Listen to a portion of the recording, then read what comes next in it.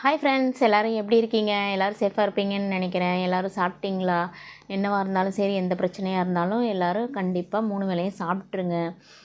Okay, இன்றைக்கி வீடியோவில் என்ன பார்க்க போகிறோன்னு பார்த்தீங்கன்னா, ஒரு சிஸ்டர் வந்து அக்கா உங்களோட பேபிஸோட ப்ளசண்டா சொல்லுங்கள் அப்படின்னு சொல்லிட்டு கேட்டிருந்தாங்க. நான் வந்து அவங்க கேட்டு வந்து 2-3 நாள் ஆச்சு. நான் வந்து பார்த்திங்கன்னா எல்லாம் ஒரு பேக்கில் போட்டு, ஃபைல்லாம் பார்த்திங்கன்னா ஒரு பேக்கில் போட்டு பரண் மேலே போட்டுட்டேன். அது எங்கே இருக்குன்னு தேடி 2-3 நாளாக தேடிக்கிட்டே இருந்தேன். ஓகே, கிடச்சிருச்சு. பார்த்திங்கன்னா இந்த பேக்கில் தான் போட்டிருந்தேன். இன்றைக்கி தான் எடுத்துட்டு சரி இன்றைக்கி வந்து பகலில் வீடியோ போட சுத்தமாக டைம் கிடைக்கலையா, அதனால் வந்து சரி நைட்டு தான் டைம் கிடச்சிது. சரி இப்போ உட்காந்து வீடியோ எடுத்துடலாம், நாளைக்கு போஸ்ட் பண்ணிடலாம் அப்படின்னு சொல்லிட்டு வீடியோ எடுத்துகிட்ருக்கேன். ஓகே, வாங்க வீடியோக்குள்ளே போகலாம். ஃபஸ்ட்டு வந்து என்னோடய பேபிஸோட ப்ளசண்டா நான் சொல்கிறேன். ஃபஸ்ட்டு ப்ளசண்டானா என்னங்க? ப்ளசண்டானா வந்து பார்த்திங்கன்னா, நம்ம பேபி ஃபார்ம் ஆகும்போதே அதுவும் வந்து ஃபார்ம் ஆயிரும். அதுவும் ஒரு உறுப்பு மாதிரி, நம்ம குழந்த வளர்கிற மாதிரி அதுவும் கூடவே வளரும். அது மூலமாக தான் வந்து பார்த்திங்கன்னா நம்ம பேபிக்கு வந்து ஆக்சிஜன் போகிறது, நியூட்ரிஷன் போகிறது, எல்லா வகையான சத்துக்கள் போகிறது எல்லாமே வந்து அந்த ப்ளசண்டா மூலியமாக தான். ப்ளசண்டா மூலியமாக எப்படி போகும்? நம்மளோட தொப்புள் கொடியோட அந்த ப்ளசண்டா வந்து கனெக்டாக இருக்கும். அது மூலியமாக தான் வந்து பார்த்திங்கன்னா நம்ம குழந்தைக்கு வந்து சத்துக்கள் போகும். ஓகேங்களா? இதுதான் வந்து ப்ளசண்டா. இது வந்து போஸ்டீரியராகவும் இருக்கும், ஆன்டீரியராகவும் இருக்கும். ஒவ்வொருத்தருக்கும் ஒவ்வொரு மாதிரி இருக்கும்.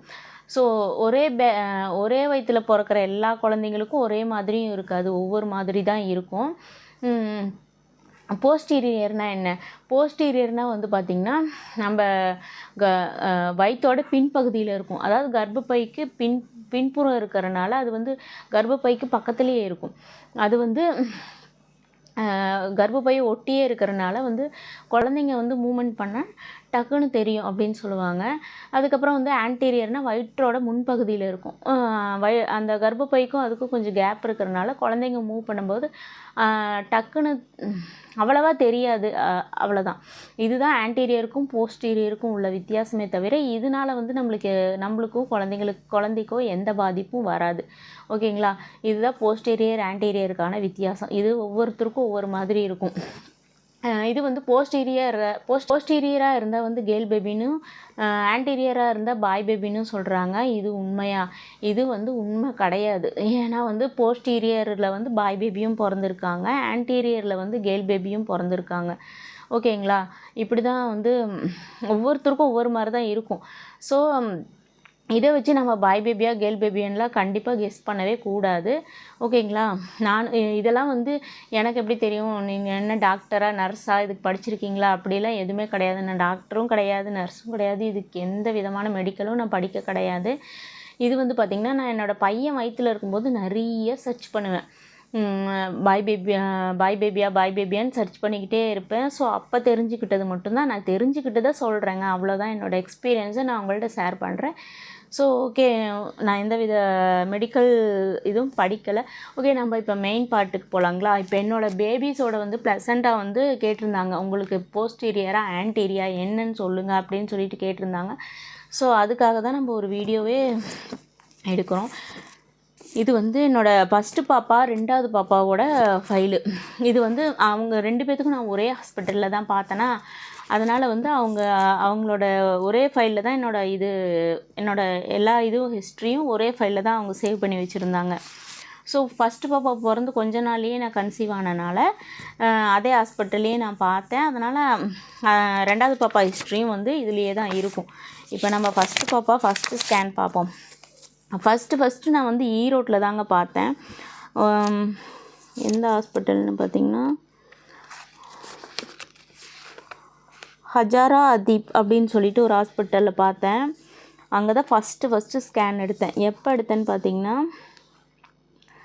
10ஆம் மாதம் 2011வது வருஷம். அதாவது வந்து ஐ திங்க் வந்து 4 மந்த் இருக்குன்னு நினைக்கிறேன். ஆமாம், அப்போ தான் ஃபஸ்ட்டு ஸ்கேன் எடுத்தேன். இதில் வந்து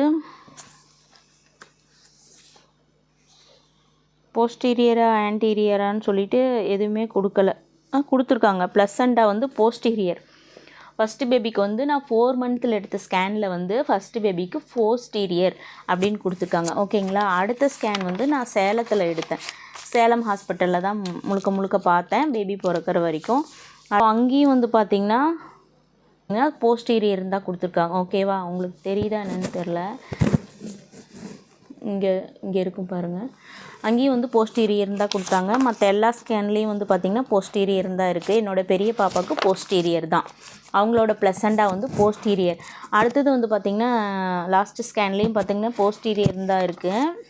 என்னோடய ரெண்டாவது பாப்பா கன்சீவ் ஆகி நான் போய் எடுத்த ஸ்கேனு இது. அவங்களுக்கு வந்து ஃபஸ்ட்டு ஸ்கேனில் வந்து ஃபண்டல் அண்ட் போஸ்டீரியர்னு இருக்குது. ஓகேங்களா, fundal and posterior wall of the uterus அப்படின்னு இருக்கு ஃபஸ்ட்டு ஸ்கேனில். அடுத்த ஸ்கேனில் வந்து ஸோ அதே தான், fundus and posterior wall of the uterus அப்படின்ட்டுருக்கு. இதுலேயும் பார்த்திங்கன்னா லாஸ்ட் வரைக்குமே அவங்களுக்கு அப்படி தாங்க இருக்குது. ஸோ வந்து என்னோடய ரெண்டாவது பாப்பாவுக்கும் வந்து பார்த்திங்கன்னா ஃபுல் அண்ட் ஃபுல் போஸ்டீரியர் தான். அந்த fundus and posterior wall of the uterus அப்படின்னா வந்து பார்த்திங்கன்னா கருப்பையோட மேல் பகுதி பின்பக்க சுவரில் இருக்குது அப்படின்றது தான் அதோட மீனிங்கு. இப்படி தாங்க 2 பேபிக்குமே வந்து பார்த்திங்கன்னா போஸ்டீரியர் தான், ஃபுல் அண்ட் ஃபுல் போஸ்டீரியர் தான்.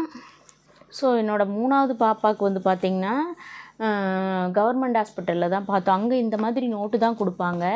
அது வந்து பார்த்திங்கன்னா ஸ்கேன் எடுத்து நோட்டில் எழுதுவாங்க. என்னோடய 3வது பாப்பாவுக்கு வந்து நாங்கள் லேட்டாக தான் போனோம், 5 மந்த்துக்கு மேலே தான் போனோம். அப்போ தான் ஸ்கேன் எடுத்தாங்க. அப்போ வந்து ஃபஸ்ட்டு ஸ்கேனில் வந்து பார்த்திங்கன்னா ஃபண்டல்னு இருக்குது, வெறும் ஃபண்டல்னு மட்டும்தான் போட்டிருந்தாங்க. அதாவது மேல் பகுதி, ஃபண்டல்ன்றது மேல் பகுதி, அது மட்டும்தான் போட்டிருந்தாங்க, வேறு எதுவுமே போடலை. அங்கே கொஞ்சம் லேட்டாக தான் ஸ்கேன் எடுத்தாங்க. நானும் லேட்டாக தானே போனேன். அடுத்த ஸ்கேனில் வந்து பார்த்திங்கன்னா இது பேபி பிறக்கிறதுக்கு முன்னாடி அந்த க்ரோத் ஸ்கேனுன்னு சொல்லுவாங்கள்ல, அதை எடுத்தாங்க. அப்போ வந்து பார்த்திங்கன்னா ஆன்டீரியர்னு இருக்குது. ஸோ என்னோடய 2 பாப்பாவுக்கு போஸ்டீரியர், என்னோடய 3வது பாப்பாவுக்கு வந்து பார்த்திங்கன்னா ஆன்டீரியர். இது தாங்க. ஸோ இதுதான் என்னோடய 3 கேர்ள் பேபிக்குமே ப்ளசண்டாக போஸ்டீரியர் அண்ட் ஆன்டீரியர் 2மே இருக்குது. ஸோ சொல்லுங்கள் நீங்கள் எப்படி நம்ம கேர்ள் பேபியா பாய் பேபியான்னு சொல்லிட்டு ஜட்ஜ் பண்ணுறது. ஸோ ஓகேங்களா, இப்படி தான் இருந்தது என்னோடய 3 கேர்ள் பேபிக்கும் ப்ளசண்டாக. இந்த வீடியோ உங்களுக்கு பிடிச்சிருந்தால் லைக் போடுங்க. இதுக்கு முன்னாடி நான் ப்ரெக்னன்சி சம்மந்தமாக நிறைய வீடியோஸ் போட்டிருக்கேன், போய் பாருங்கள். இன்னும் ஏதாவது உங்களுக்கு டவுட் இருந்தால் கமெண்ட் பண்ணுங்கள். நம்ம எல்லா கமெண்ட்டுக்கும் வந்து பார்த்திங்கன்னா ஆன்சர் பண்ணிகிட்ருக்கோம். அண்டு ஆன்சர் பண்ண முடியாத இந்த மாதிரி விரிவாக சொல்கிற கமெண்ட்டுக்கெலாம் நான் வந்து வீடியோ போட்டுட்ருக்கேன். உங்களுக்கு ஏதாவது டவுட் இருந்தால் கேளுங்க. மற்ற வீடியோக்களையும் போய் பாருங்கள். இனிமேலும் நம்ம வீடியோ போடுவோம், கண்டினியூஸாக பாருங்கள், சப்போர்ட் பண்ணுங்கள். ஓகேங்களா, ஏதாவது டவுட் இருந்தால் கமெண்ட் பண்ணுங்கள், கண்டிப்பாக நான் ஆன்சர் பண்ணுறேன். Okay, bye and take care.